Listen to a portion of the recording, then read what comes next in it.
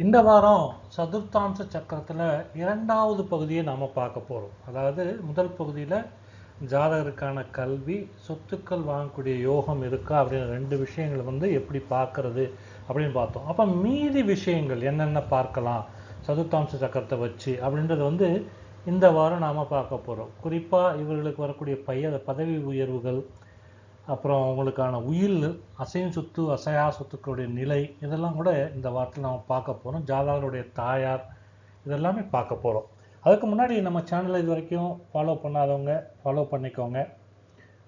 Bell button icon click பண்ணிட்டீங்கன்னா உங்களுக்கு அடுத்து வரக்கூடிய வீடியோக்கள் உங்களை சேர்ந்தடையும். எதையும் மிஸ் பண்ணாமல் நீங்கள் பார்க்கலாம்.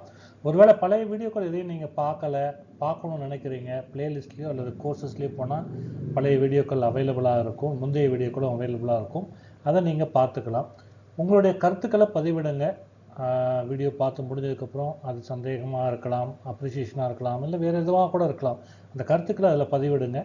அதற்கு உரிய பதில் தேவைப்படும் பட்சத்தில் 24 மணி நேரத்தில் நான் அதுக்கு பதிலையும் தரேன்.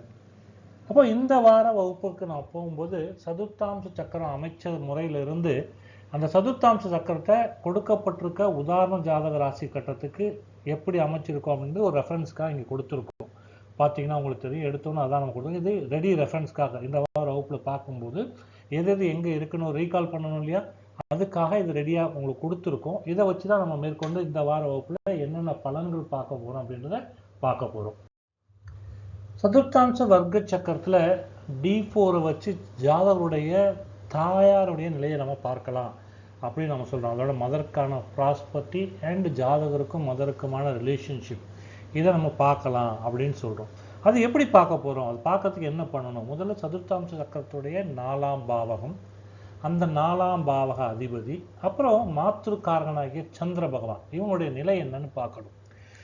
சதுர்த்தாம்ச சக்கரத்தில் 4ஆம் அதிபதி சந்திரனும் ஆட்சி உச்சம் பெற்றோ அல்லது கேந்திர திரிகோண ஸ்தானங்கள்லையோ சுபத்துவமாக இருந்தால் ஜாதகருடைய தாயார் நீண்ட ஆயுள் கொண்டவங்க, சமூகத்தில் நல்ல அந்தஸ்து இதெல்லாம் இருக்கிறவங்க, அவங்க மூலமாக ஜாதகருக்கு சொத்துக்களும் சுகங்களும் ஆசீர்வாதங்களும் நிறைய கிடைக்கும் அப்படின்னு பொருளாகும். இதுவே 4ஆம் பாவக அதிபதியோ அல்லது சந்திரனோ சதுர்த்தாம்ச சக்கரத்தில் 6, 8, 12 மறைந்திருந்தா, அல்லது சனி, ராகு, கேது போன்ற பாவ கிரகங்களால தொடர்பு பெற்று சேர்க்கையோ அல்லது அந்த கிரகத்தோடு தொடர்பு பெற்று இருந்தால் தாயாரோட ஆரோக்கியம் பாதிக்கப்படலாம். அவங்களுக்கும் பூர்வீக சொத்துனால சிக்கல் வரும், தாயாருக்கும் ஜாதகருக்கும் பூர்வீக சொத்துனால சிக்கல் வரும். இது எல்லாமே இருக்கும். அப்போ தாயார் மூலமாக கிடைக்கக்கூடிய ஆதரவுகள், ஆசீர்வாதங்கள் இதெல்லாம் கம்மியாகலாம். ஒருத்தருக்கு அல்லது ஜாதகருக்கு கிடைக்கக்கூடிய பதவி உயர்வு அப்படின்றது எதனால் பார்க்குறோம் அப்படின்னு கேட்டால், அந்த உத்தியோக உயர்வு, பதவி உயர்வு D4னுடைய சுகஸ்தானத்தை என்ஷூர் பண்ணும். அந்த வாழ்விட வசதிகளை கொண்டு வருது, சொத்து, வீடு, மனை வாங்கக்கூடிய கெப்பாசிட்டிக்கான, அதாவது ஃபினான்ஷியல் நிலையை இம்ப்ரூவ் பண்ணும். அதனால் இந்த சதுர்த்தாம்ச சக்கரத்தில் D4 மூலமாக பார்த்து தான் ஒருத்தருடைய உத்தியோக உயர்வு, பதவி உயர்வுகள் எப்படி இருக்குது அப்படின்னு நம்ம எளிதாக சொல்ல முடியும். அதுக்கு எந்த பாவகத்தை பார்க்கணும் அப்படின்னா, சதுர்த்தாம்ச சக்கரத்தில் 9ஆம் பாவகம், இது பாக்கியஸ்தானம், பதவி உயர்வுகளை குறிக்கக்கூடியது. அடுத்தது 10ஆம் பாவகம், ஜீவனஸ்தானம், அதிகாரங்களை குறிக்கக்கூடியது. இந்த ரெண்டோட தொடர்புகள் எப்படி இருக்குது அப்படின்னு பார்க்கணும். உதாரணமாக சதுர்த்தாம்ச சக்கரத்தில் 9ஆம் அதிபதியும் 10ஆம் அதிபதியும் தங்களுக்குள்ள கேந்திர திரிகோண தொடர்புகள் இருக்கணும். அதாவது கேந்திர ஸ்தானத்துக்கும் திரிகோண ஸ்தானம் இருந்ததுன்னா, அப்படியோ அது தர்ம கர்மாதிபதி யோகம்னு சொல்லுவோம் இல்லையா, அந்த யோகம் போன்ற அமைப்பு இருந்தால், இது யோகம் அல்ல, அது போன்ற அமைப்பு இருந்தால், அல்லது பரிவர்த்தனை பெற்றிருந்தா 9ஆம் அதிபதியும் 10ஆம் அதிபதியும், ஜாதகருக்கு பதவி உயர்வுகள் தேடி வரும், அது உயர்தரமான அந்தஸ்து இருக்கும் சமூகத்தில். அதே போல் இந்த உத்தியோகத்தை, வேலையோட இறுதி கட்ட உயர்வுகள், அதாவது ரிட்டையர் ஆகிறதுக்கு முன்னாடி எனக்கு ப்ரொமோஷன் கிடைக்குமா அல்லது கௌரவ பதவிகள் கிடைக்குமா அப்படின்றது இந்த 9ஆம் 10ஆம் பாவங்கள் தான் நிர்ணயம் பண்ணுது.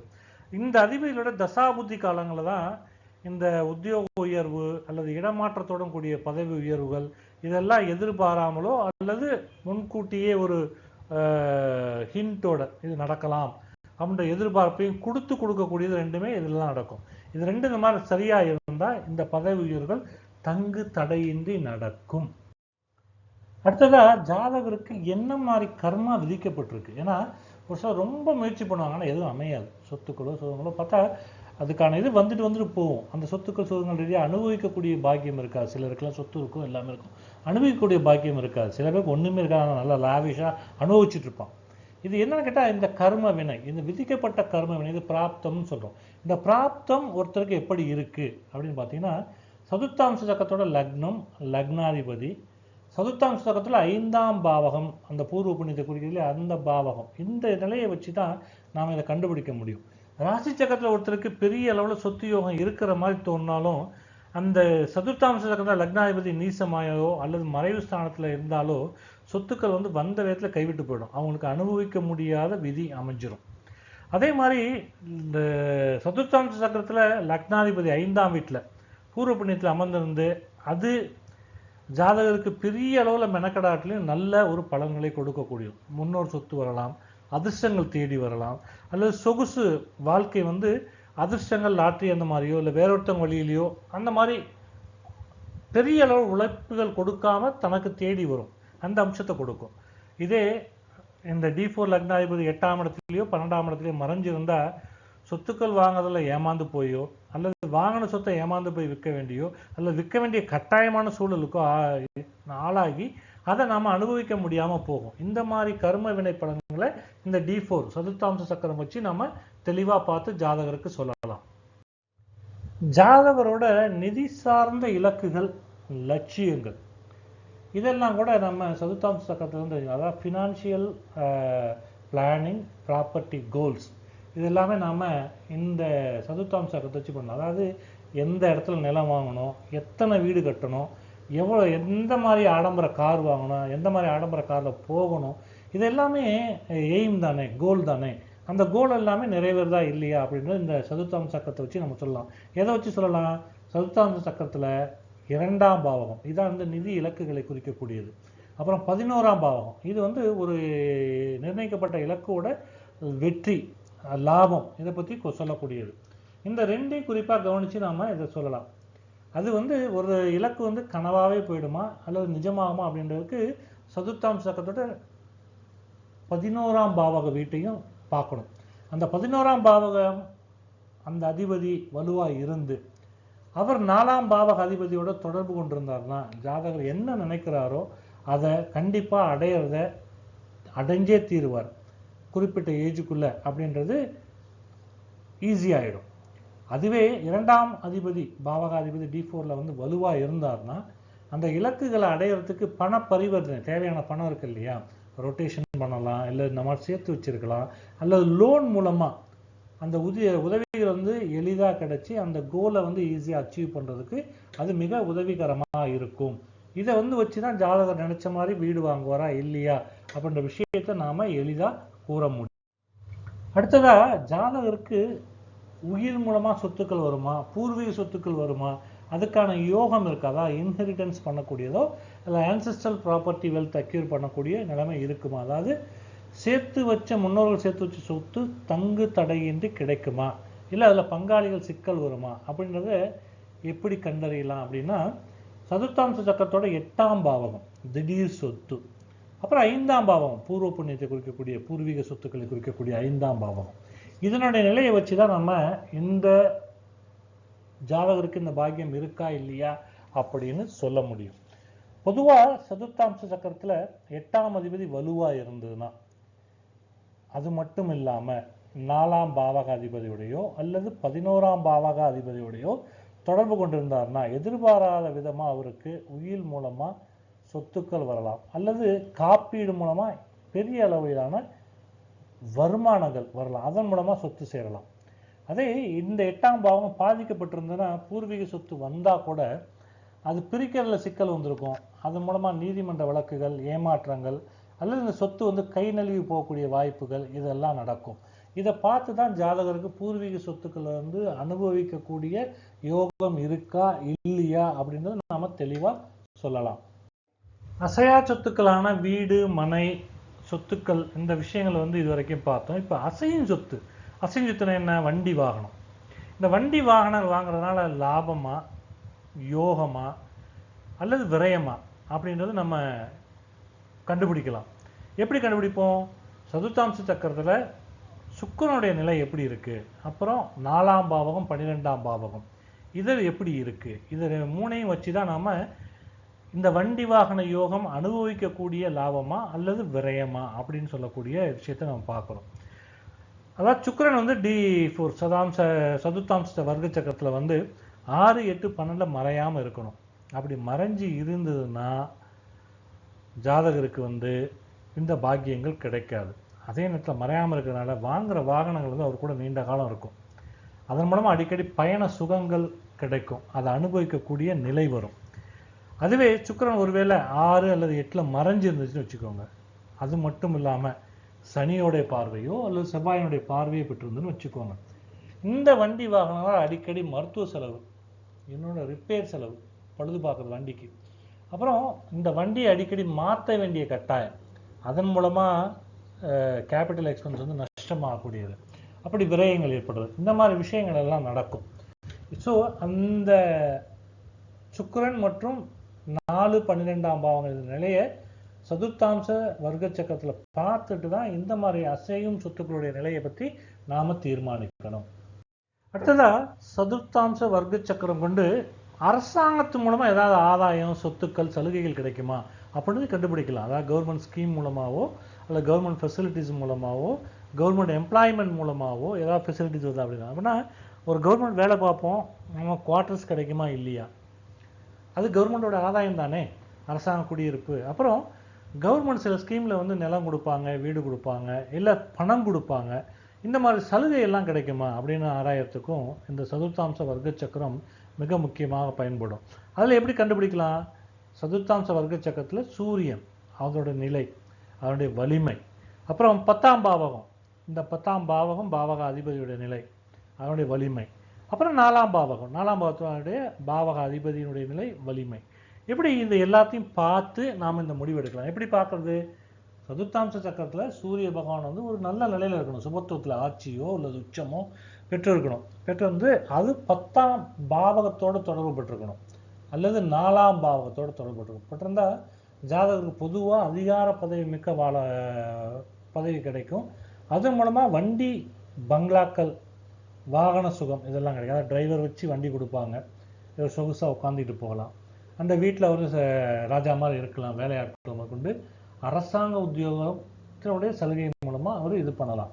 இப்படி இது பண்ணலாம். அதே நேரத்தில் சில நேரத்தில் மானியத்துடன் கூடிய அரசாங்க நிலங்கள் இதுவும் அமையக்கூடிய யோகங்கள் கிட்டும். அடுத்ததா இந்த சதுர்த்தாம்ச வர்க்க சக்கரம் வச்சு ஒரு ஜாதகர் எங்கே செட்டில் ஆவார், தன்னோட சொந்த ஊர்லையா இல்லை வெளியூர்லையா இல்லை வெளிநாட்டிலையா எங்கே வந்து செட்டில் ஆவார், நிரந்தரமாக குடியிருப்பார் அப்படின்றது, பர்மனன்ட் செட்டில்மெண்ட் அப்படின்றது எங்கே இருக்கும் அப்படின்னு கண்டுபிடிக்கலாம். இது எப்படி கண்டுபிடிக்கிறது அப்படின்னா, சதுர்த்தாம்ச வர்க்க சக்கரத்துடைய முதல் பாவகம், லக்ன பாவகம், 4ஆம் பாவகம், 9ஆம் பாவகம், 12ஆம் பாவகம், இதை பார்த்து இதனுடைய தொடர்புகளை வச்சு நாம் தெளிவாக சொல்லலாம். இப்போது சதுர்த்தாம்ச வர்க்க சக்கரத்தில் D4 லக்னமும் 4ஆம் பாவகமும் ஸ்திர ராசியாக இருக்குன்னு வச்சுக்கோங்க. ரிஷபமாவோ, சிம்மமாவோ, விருச்சிகமாவோ, கும்பமாவோ இருந்தது அப்படின்னா ஜாதகத்தோட சொந்த ஊர்லேயே தான் இருப்பார், அங்கேயே தான் சொத்துக்களையும் வாங்குவார், அங்கேயே தான் சொத்துக்களை மேன்மைப்படுத்துவார், அங்கேயே நல்லா பிரம்மாண்டமாக வாழ்வார். இது ஒன்று.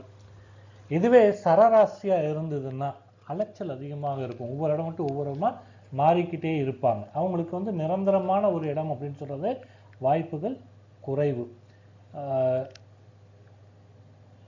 உபய ராசிகளாக இருந்தால் இவர் நினைக்கிறது ஒன்று, நடக்கிறது ஒன்றா மாறி இருக்கும். இவர் ஊரில் செட்டில் ஆவான்னு நினைப்பார், ஆனால் வெளியூரில் போய் கொண்டு போய் செட்டில் பண்ணுற மாதிரி தான் அம்சங்கள் வரும். அதை அவருக்கு வேணாலும் இக்னோர் பண்ணிகிட்டே இருந்தால் உள்ளூர்லேயும் அமையாது, வெளியூர்லேயும் அமையாது. இப்படி அந்த தன்மையை கொண்டு நாம் தீர்மானிக்கலாம்.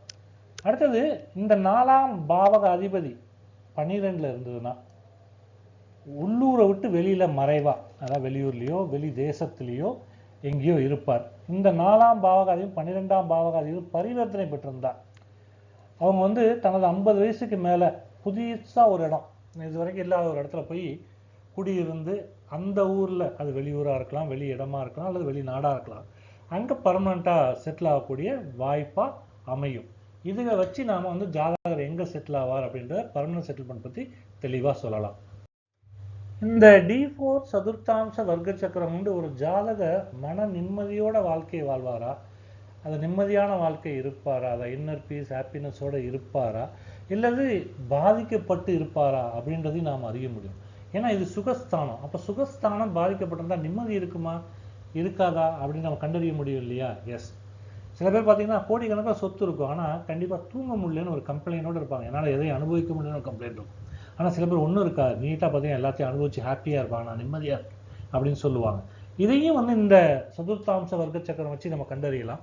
அதற்கு முக்கியமாக நாம் பார்க்க வேண்டியது சதுர்த்தாம்ச வர்க்க சக்கரத்தோட லக்னம், 4ஆம் பாவகம், சுக்கிரனுடைய நிலை. இதுதான் முக்கியமானதுக்கு. சதுர்த்தாம்ச வர்க்க சக்கரத்தில் லக்னத்திலேயோ அல்லது 4ஆம் வீட்லேயோ சுப கிரகங்கள், அது குருவா இருக்கலாம், வளர்பிறை சந்திரனா இருக்கலாம், சுக்கிரனா இருக்கலாம், புதனா இருக்கலாம், அமர்ந்திருந்தா ஜாதகர் வந்து ஒரு பீஸ்ஃபுல்லான மனநிலை, எப்பயும் நிம்மதியாக இருக்கக்கூடிய மனநிலை இருப்பார். அவரோட வீட்டில் வந்து எப்பயும் ஹாப்பினஸை உணர்வார். அங்கே பெருசாக பிக்கல் பிடுங்கல் அப்படின்றதெல்லாம் இல்லாமல் நிம்மதியாக இருக்குது அப்படின்ற மாதிரி ஒரு சூழலை அவர் உணர்வார். இதுவே இதுக்கு மாறா அங்கே வந்து சுப கிரகங்கள் எல்லாம் பாவ கிரகங்கள், என்ன ராகுவோ கேதுவோ செவ்வாயோ ஈவன் சனி, இந்த கிரகங்களை வந்தால் என்ன ஆகுன்னு கேட்டால் வீடு அரண்மனை மாதிரி இருந்தாலும் நிம்மதியாக இல்லை. அங்கே குடும்பத்துக்குள்ள எப்பயுமே ஒரு பயமும் பதட்டமும் இருக்குது, சண்டையும் சச்சரவும் இருக்குது, அங்கே வந்து நிம்மதி இல்லாத சூழல் எப்பயும் இருக்குது அப்படின்ற ஒரு கம்ப்ளைண்டோடையே ஜாதகர் இருப்பார். இது வந்து அவருக்கு மன நிம்மதியை தராத ஒரு வாழ்க்கையை கொடுக்கும் அப்படின்றது சந்தேகம் இல்லை. இப்போ இத்தனை வகையான பலன்களை D4 அப்படின்ற சதுர்த்தாம்ச வர்க்க சக்கரத்தில் பார்க்கலான்னு சொன்னோம். அப்போ இந்த உதாரண ஜாதகம் கொடுத்துருக்கோம் இல்லையா, அந்த ஜாதகத்தில் இது எப்படி இருக்குன்னு பாருங்க. இப்போ ராசி சக்கரத்தில் பார்த்தீங்கன்னா 4ஆம் அதிபதி 11ஆம் அதிபதி இவர் யாருன்னு கேட்டிங்கன்னா, ஏன்னா கடக லக்னம், 4க்கும் 11க்கு அதிபதி சுக்கிரன். அவர் வந்து 3ஆம் இடமான கன்னி வீட்டில் போய் உட்கார்ந்துருக்கிறார். அங்கே சூரியன் சுக்கிரனோட சேர்க்கை பெற்றிருக்கிறார். அப்போது இந்த இடத்துலயே வந்து அவர் சுக்கிரன் வந்து 4ஆம் அதிபதி பார்த்தீங்கன்னா நீசபங்க ராஜயோகத்தை கொடுக்குறார். ஏன்னா புதன் வந்து ஆட்சி பெற்றிருக்கார், அங்கேயே வந்து அவரோட மூலத்திரிகோண வீடு அது, அதனால் நீசபங்க ராஜயோகம் அவருக்கு கொடுக்குறார்.